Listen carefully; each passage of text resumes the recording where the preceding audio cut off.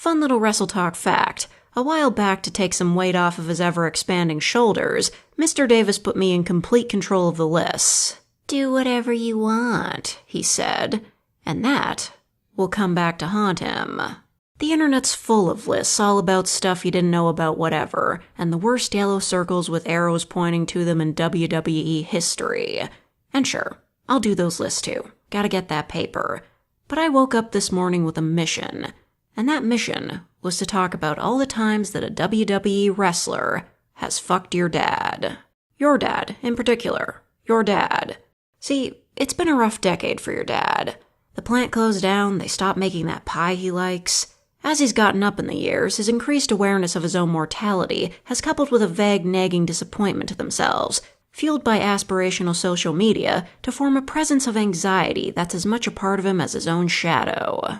But thankfully, over the years your dad has been able to find pockets of solace in this cruel world, and often it came in the form of famous WWE wrestlers railing him silly. Here are 10 wrestlers who seduced your dad, and how they did it. Number 10. The Rock held your dad in his big arms. Dwayne "The Rock" Johnson has arms the size of French oak barrels, which are perfect for aging Terramana Tequila Blanco, as the Brahma Bull will attest to on his Instagram account, which is about to pass 400 million followers, 5th most in history. Your dad, on the other hand, only has about 86 followers, and half of those seem to be bots with troubling opinions. This used to make your dad feel sad a lot, but then one day, The Rock sat him down, one strong yet tender hand encompassing your dad's knee like a bear's paw cradling a pine cone, and he explained that social media isn't real. They're all just curated best-of-show reels of people presenting how they'd like to be defined, and they represent very little of the inner life. No one is fully at peace, no one is constantly happy, not even The Rock, and sometimes that's okay. And he took your dad in his arms, and for that one moment of bodily contact, everything else melted away. And as The Rock leant in to kiss your dad, there was a faint yet powerful perfume of Terramana Tequila Blanco. Number 9. Daniel Bryan seduced your dad on a pile of freshly harvested crops.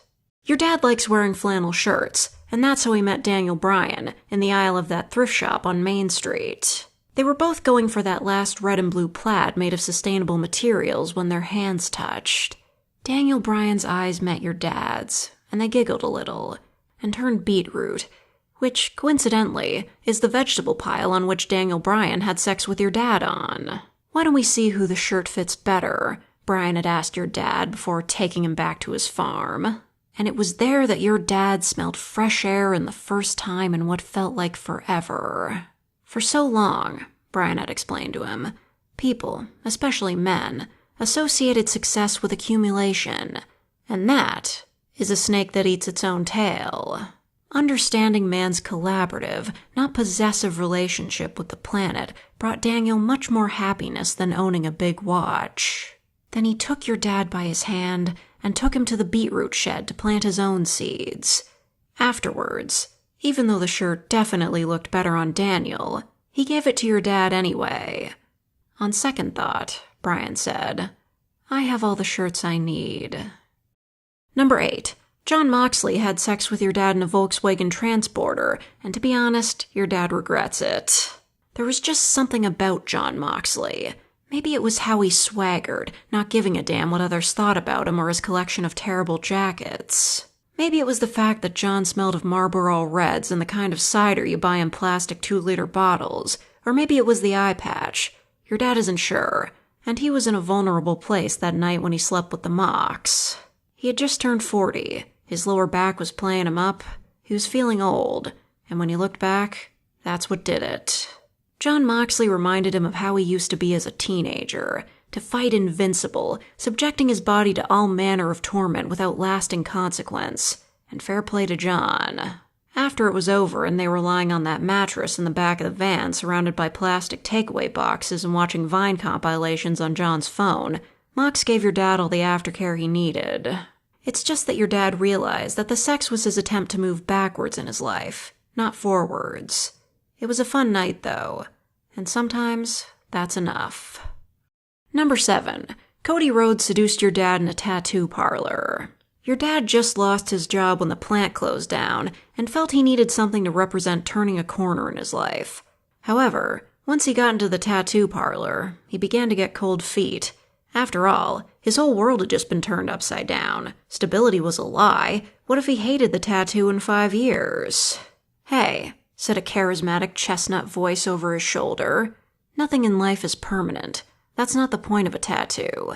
It's not supposed to lock you into being a certain person for the rest of your life. It's supposed to be an expression of who you are now. If life's not working out for you, it's never too late to try something new, to learn a new skill, to find a new passion. Vera Wang wanted to be an Olympic figure skater and didn't start working in fashion until she was 40. Tattoos can always be removed, my dude. Do something that excites you today." The only thing your dad regrets now is the fact that he and Cody made energetic love while Cody was getting his neck tattoo done. The tattoo artist said, "Mr. Rhodes, you shouldn't do that. It'll make your neck tattoo look terrible." "Ah, hell," said Cody, flashing your dad that comforting smile. "How bad could it end up looking?" Number 6. Of course Ric Flair has seduced your dad, because he's the physical embodiment of a dangerous good time. Roller coasters are compelling because of their highs and their lows. You can't stay on a roller coaster forever, because it'll mess your body up, but every so often, they remind you of what it is to be alive, and none more so than Space Mountain. Your dad was tall enough to ride. Everyone's dad is tall enough to ride. Number 5. Shawn Michaels had sex with your dad, and they both cried afterwards. Your dad's done some things in his life that he's not proud of, and that's why he felt so close with the Heartbreak Kid. Of all the WWE wrestlers who have taken your dad to downtown Bonetown big style, surprisingly Shawn was the most tender, the most soulful. He and your dad shared a bottle of wine and opened up about the person your dad used to be. Michaels told your dad some of the things that he had done and how you can never take those things back. You can only use them to make sure each individual footprint is in the right direction. Some people may only ever know you for the person you were, and unless you can let that go, you'll be sad forever. All you can do is make the best times with the people who see you for who you're trying to become. He cried, your dad cried, and when the last drop of wine was drunk, Shawn Michaels looked your dad in the eye, or at least your dad thought Shawn was looking him in the eye, and they made sweet music together. Number 4. Finn Balor taught your dad what being a man was all about. Your dad wasn't sure about Finn Balor when they first met. He didn't seem to care about which movie they ended up seeing or where they went for dinner afterwards. As the trailers before Smurfs 2 rolled, your dad was worried that Finn was maybe too laid back, that he wasn't proactive enough.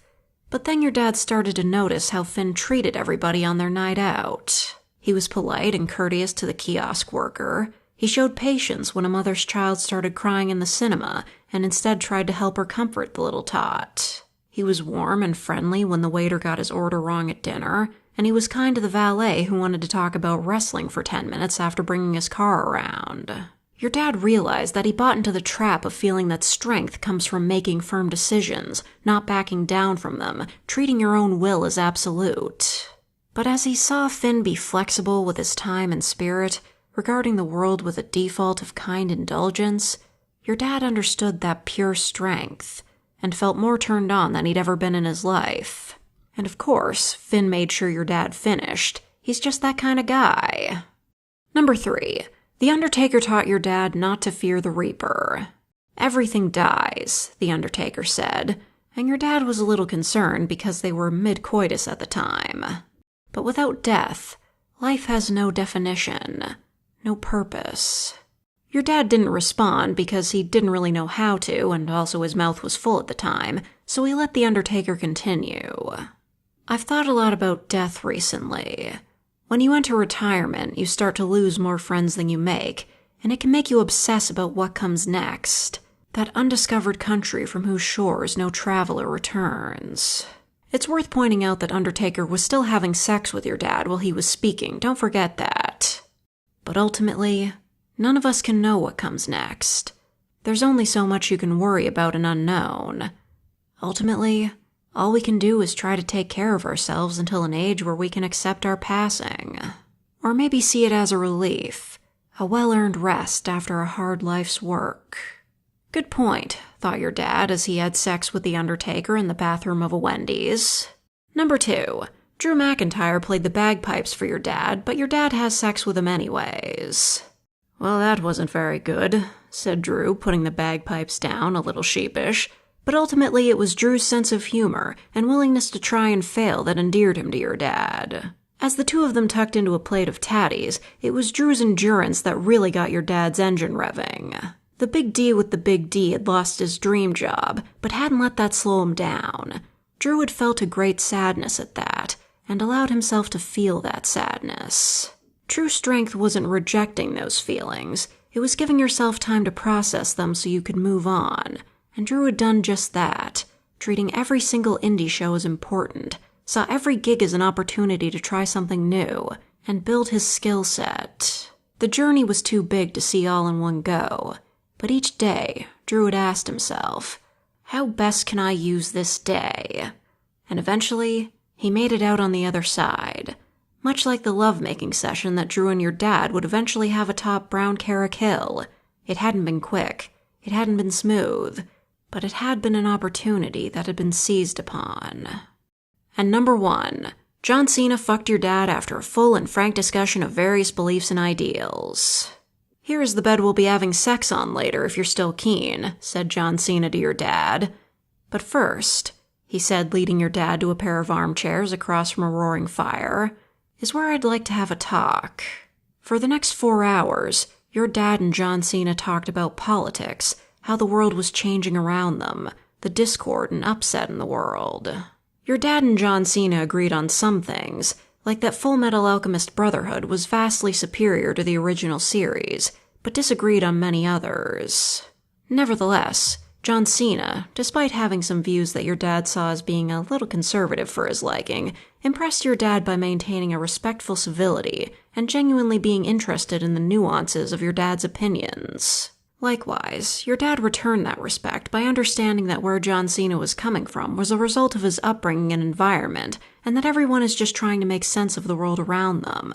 And sometimes that's scary, and it's easier sometimes to boil things down to black and white, and simplistic absolutist thinking is never the answer. Your dad and John Cena came to the conclusion that it's impossible to see the world from enough people's different perspectives in order to have enough authority to dictate to someone else how they live their lives. If you disagree with someone, you can try to understand what motivates that discord, but only if there's mutual respect. Without respect, such conversation is pointless, so remove disrespectful conversation from your life and try and approach all others with as much compassion as you're able. And when someone speaks to you, listen. Afterwards, John Cena asked your dad if he would still like to have sex. Your dad said that he would, and so they fucked on a very big bed with lovely soft Egyptian cotton satin sheets, waboo-doo. And that's our list. Which WWE wrestlers have seduced your dad? Let us know in the comments below, and always remember, jam that jam.